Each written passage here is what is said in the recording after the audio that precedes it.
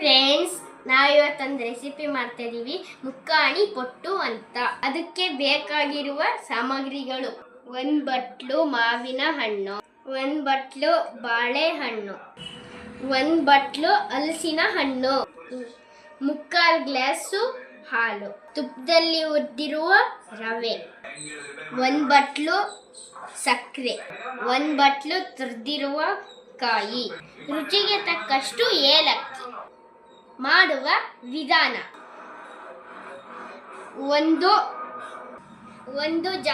Mixie ಜಾರನ್ನು ತಗೊಳ್ಳೋಣ. ಜಾರಿಗೆ ಮಾವಿನ ಹಣ್ಣು ಹಾಕೊಳ್ಳೋಣ. ನೆಕ್ಸ್ಟ್ ಹಲಸಿನ ಹಣ್ಣು ಹಾಕೊಳ್ಳೋಣ. ನೆಕ್ಸ್ಟ್ ಬಾಳೆಹಣ್ಣನ್ನು ಸೇರಿಸೋಣ. ಈಗ ಶುಗರ್ ಅನ್ನು ಹಾಕೊಳ್ಳೋಣ. ರುಚಿಗೆ ತಕ್ಕಷ್ಟು ಏಲಕ್ಕಿ.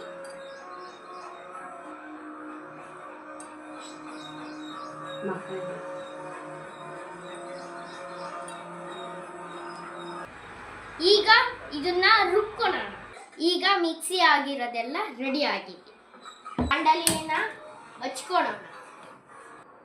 ಈಗ ಲೈಟಾಗಿ ರವೆ ಹುರಿಯೋಣ.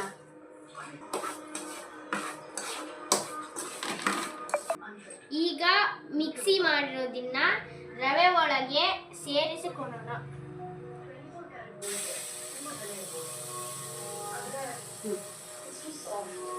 ಈಗ ಮಿಕ್ಸ್ ಮಾಡ್ಕೊಳ್ಳೋಣ.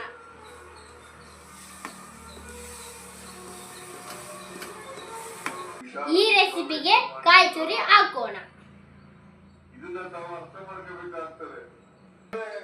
ಈಗ 10 ಮಿನಿಟ್ಸ್ ಫ್ರೀ ಬಿಡೋಣ. ಈಗ ಇದನ್ನ ತಗೊಂಡು ಬಾಳೆ ಎಲೆಗೆ ಹಾಕೋಣ. ಈಗ ಇದನ್ನ ಬಾಳೆ ಎಲೆಗೆ ಸ್ಪ್ರೆಡ್ ಮಾಡೋಣ. ಮರ್ಚಿ ಇಡ್ಲಿ ಪಾತ್ರೆಯಲ್ಲಿ ಹಾಕಿ ಬೇಯಿಸೋಣ.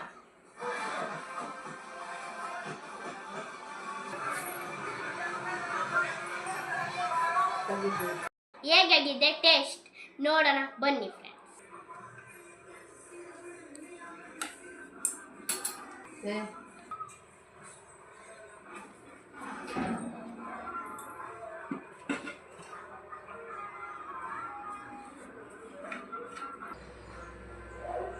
ಬನ್ನಿ ಫ್ರೆಂಡ್ಸ್, ಟೇಸ್ಟ್ ನೋಡೋಣ.